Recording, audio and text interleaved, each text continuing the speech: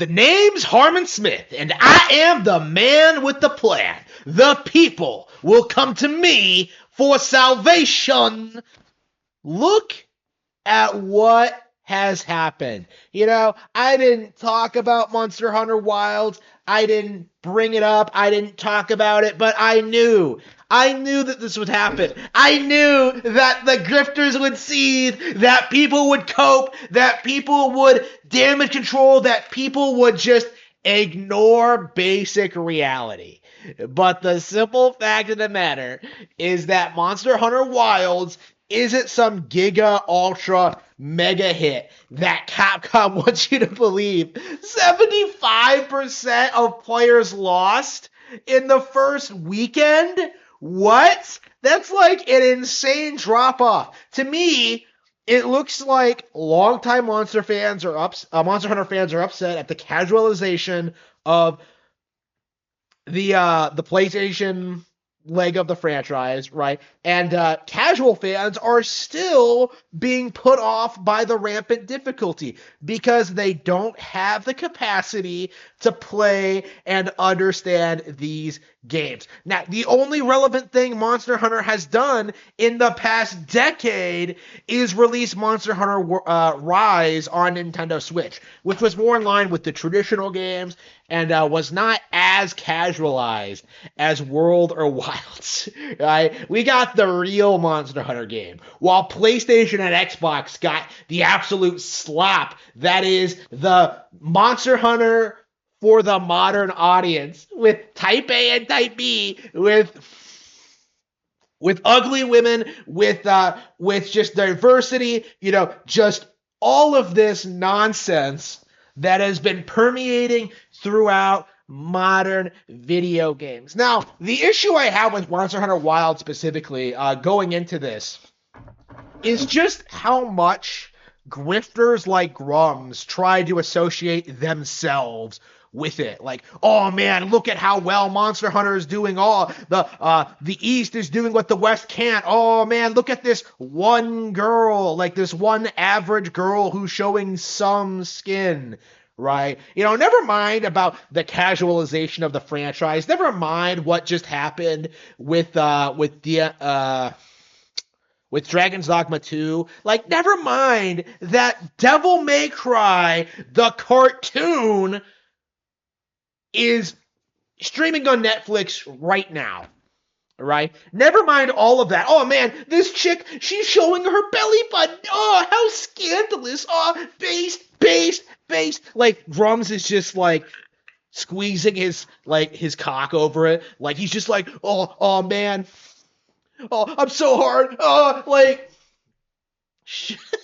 you've got to stop. You're embarrassing yourselves. It's just like, like, this happens every time. This happened with Kingdom Come Deliverance too, right? Where we saw all of these red flags, in the first game, but grifters gaslit themselves into thinking, no, this game is real, historically accurate. Like, never mind the homosexuals that are in it. This game is based and red-pilled and accurately depicts what life was actually like back then.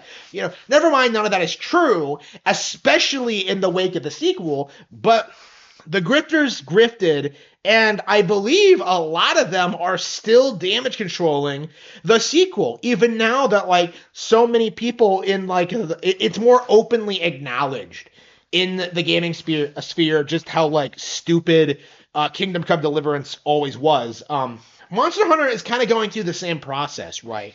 Where I would say Japanese developers in general are going through the same process, where people don't want to admit there's a problem with games like Final Fantasy VII Remake or Monster Hunter, because that would basically be tantamount to admitting that they've lost and that they've completely failed and that they have lost every ounce of every inch of gaming to the SJWs and the wokesters, right? They will do anything they possibly can to deny reality in order to keep getting hyped up and excited for the next project. The next product, I should say. when in reality, what they should be doing is just keeping their wallets shut and doing something else. That's really all they need to do, right? That's really all anybody needs to do. And yet, like, for some reason, we've gone through this process in, like, the anti-woke community where you just see so many people, like, just continually consume products from, like, and then, like, go and watch, like, the Critical Drinker or whoever, like, complain about them. Or, like, damage control products that, like, are from trusted developers, right? Like, it's like, it's so strange seeing people in the anti-woke space try and do this thing where they're just like, oh, Assassin's Creed used to be historically accurate, but it changed after Shadows came out. No, that shit was woke from its very inception. You know, it's like you don't actually understand what woke culture is and how it's permeated through every aspect of our society. Like, gamers have this really bizarre fixation on, like, preserving video games as opposed to, like, fixing the actual problem in society. You know, celebrating real heroes, understanding, real history, and understanding, like, the Marxist mindset. You know, like, oh, as long as I have my alpha male simulator, I'll be fine. Bullshit. That mindset is disgusting and really needs to be, like, condemned among everyone. You know, like, right now I'm seeing Razor Fist, like, make videos like, oh man, the first 2 episodes of Daredevil Born Again were based. Oh, I hope they don't go woke by the end of the season, which they almost certainly will. You know, like, why even watch it? You know?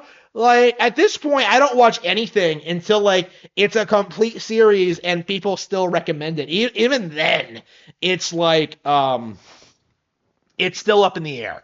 Like we have to get in this mindset where, like, if they do certain things, it just gets rejected unilaterally. You know, like the Harry Potter HBO series, like, I have no intention of watching that. You know, I had no intention of watching it even when it was first announced. You know, I didn't have to see that they cast a black guy to play Snape to understand that they weren't actually going to do what they said they were going to do and, like, faithfully adapt the books, right? If it's not faithful to the source material, it's worthless. So, like, they can just fuck off with that, okay?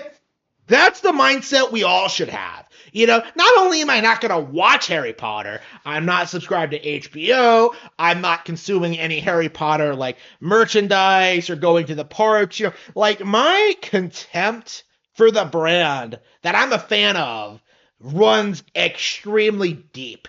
You know, like, at this point, like, when I see J.K. Rowling in the street, you know, like, hello, fellow author. Like, that's my mindset, you know?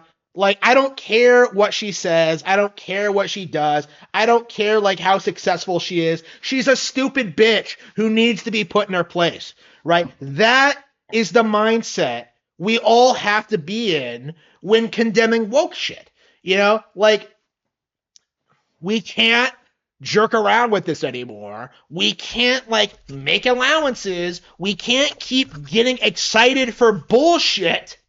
We have to start acknowledging that things like this are a problem and need to be dealt with.